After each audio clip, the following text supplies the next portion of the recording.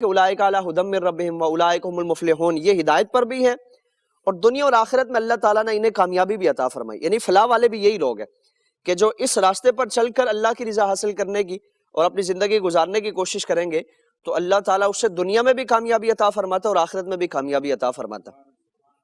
تو یہاں جو انعام کا تذکرہ فرمایا گیا وہ ان لوگوں کے لیے.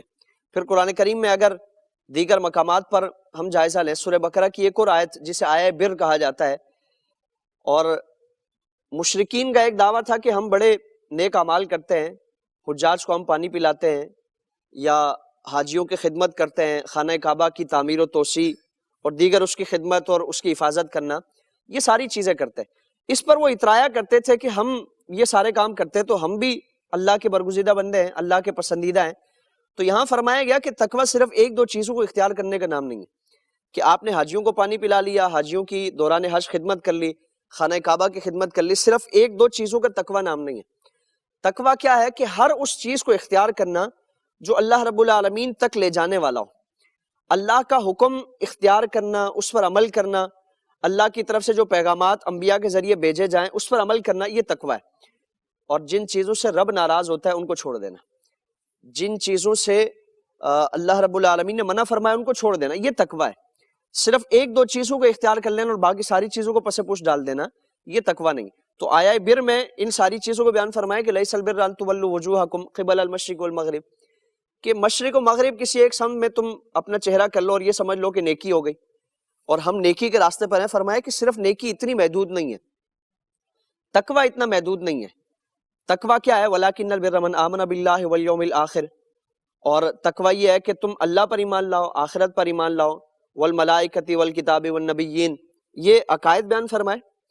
پھر فرمائے کہ وَآتَ الْمَالَ عَلَىٰ حُبِّهِ ذَوِي الْقُرْبَىٰ وَالْيَتَامَىٰ وَالْمَسَاكِينِ وَابْنِ السَّبِيلِ وَالسَّائِلِينَ وَفِي الرِّقَابِ.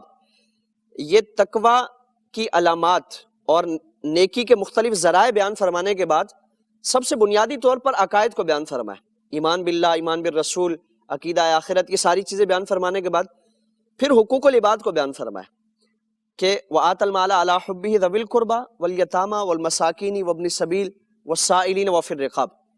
ان ساری چیزوں کو بیان فرمانے کے بعد کہ تم یتیموں کے ساتھ، رشتہ داروں کے ساتھ، مسافروں کے ساتھ اور سائلین کے ساتھ، ان سارے افراد کے ساتھ تم حسن سلوک اختیار کرو. پھر فرمایا کہ وَأَقَامَ الصَّلَاةَ وَآتَى الزَّكَاةَ، کہ نماز قائم کرو، زکوٰۃ ادا کرو. یعنی نماز کا، زکوٰۃ کا، وعدوں کو پورا کرنے کا، یہ سارے معاملات کو بعد میں تذکرہ فرمایا. پہلے فرمایا کہ تم حقوق العباد کی رعایت کرو، حقوق العباد کا خیال رکھو. قرآن کریم میں تقوی کے مختلف طریقے بیان فرمائے، ذرائع بیان فرمائے گئے، اور اسی کے ساتھ ساتھ جو اہل تقوی ہے ان کے لیے شاندار جو اللہ کی بارگاہ سے اجر و ثواب کا سلسلہ ہے، انعام و اکرام کا سلسلہ ہے، اس کو بار بار بیان فرمایا گیا. قرآن کریم کی ایک آیہ مبارکہ ہے جس میں اللہ تعالیٰ نے اہل تقوی کے لیے آخرت میں جو ان کا پروٹوکول ہے اور اللہ کی بارگاہ سے ان کے لیے استقبال کا جو سلسلہ ہے اس کو بیان فرمائے. اور استقبال کیسے کیا جائے گا؟ فرمایا کہ وَسِيقَ الَّذِينَ اتَّقَوْا رَبَّهُمْ إِلَى الْجَنَّةِ زُمَرًا، کہ جب اہل تقوی یعنی متقی، پرہیزگار، اللہ کے جو برگزیدہ بندے ہیں کہ جنہوں نے اپنی زندگی اللہ کی رضا حاصل کرنے کے لیے وہ گزار دی، ان کی زندگی میں مصائب و آلام آئے، پریشانیاں آئیں، مشکلات آئیں، ان ساری چیزوں کو فیس کرنے کے باوجود تقوی سے ان کا تعلق نہیں ٹوٹا. یعنی آج ہم اپنی زندگی میں جھانک کر دیکھیں، جائزہ لیں کہ اگر حالات ہمارے مزاج کے ناموافق ہوتے ہیں تو ہمارے لیے زندگی پریشان ہو جاتی ہے، اور عبادات، یہ ساری چیزیں ہم اس سے لا تعلق ہو جاتے ہیں اور رب سے ہمارا تعلق کو کمزور پڑ جاتا ہے.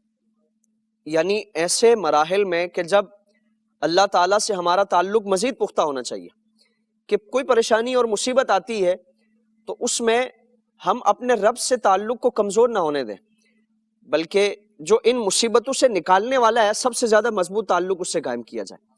اور ایک تصور یہ ہونا چاہیے کہ اس کائنات میں صرف وہی ذات ہے کہ جو ان پریشانیوں سے مجھے نکال سکتی ہے.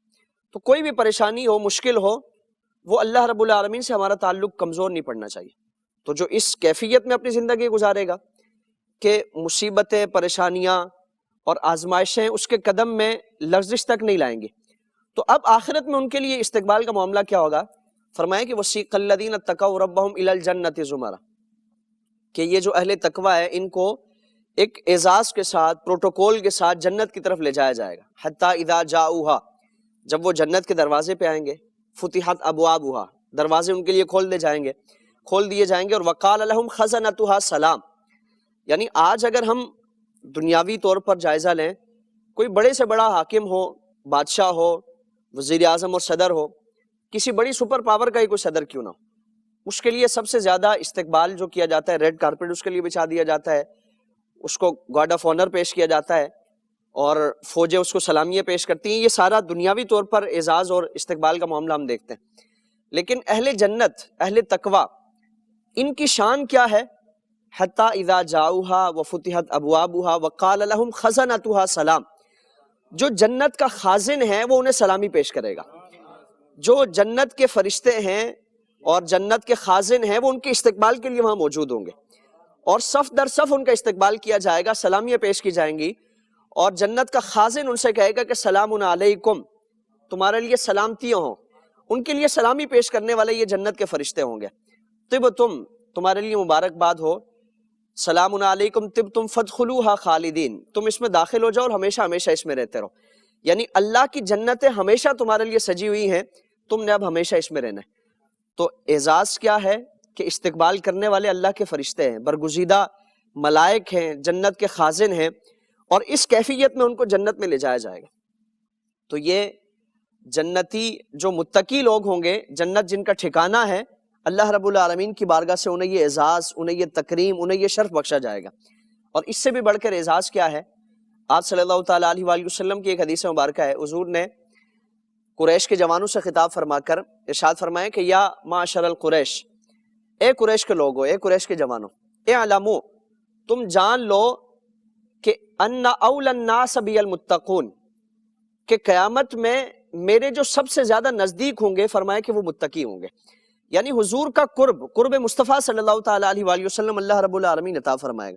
تو یقیناً ہماری خواہش ہوتی ہے کہ اللہ رب العالمین ہمیں اپنے حبیب صلی اللہ تعالیٰ علیہ وآلہ وسلم کا قرب، معیت اور پڑوس عطا فرمائے. طریقہ کیا ہے کہ زندگی قرآن کے مطابق، سنت کے مطابق، اللہ اس کے رسول صلی اللہ تعالیٰ علیہ وآلہ وسلم کے احکامات کے مطابق گزاریں گے تو اللہ تعالیٰ اس کی برکت یہ عطا فرمائے گا کہ جنت میں بھی داخلہ اس شان سے ہوگا، اور جنت میں ٹھکانہ وہ اس عظیم مقام پر ہوگا کہ قرب مصطفیٰ صلی اللہ تعالیٰ علیہ وسلم کی برکتیں ہوں گے. اور یہی ہم اہل اللہ کا اگر معاملہ دیکھیں، پوری زندگی سے کیفیت میں گزرتی ہے. حضرت ابو ہریرہ رضی اللہ تعالیٰ عنہ آپ سے پوچھا گیا تھا نا کہ تقویٰ کیا ہے، پرہیزگاری کیا ہے، کہ انسان کیسے زندگی گزارے. تو آپ نے فرمایا کہ تم نے کوئی ایسا راستہ دیکھا ہے جو انتہائی خاردار راستہ ہو، جھاڑیوں والا، کانٹوں والا راستہ ہو، اور اگر کوئی ایسا راستہ ہوتا ہے تو تم کیا کرتے ہو؟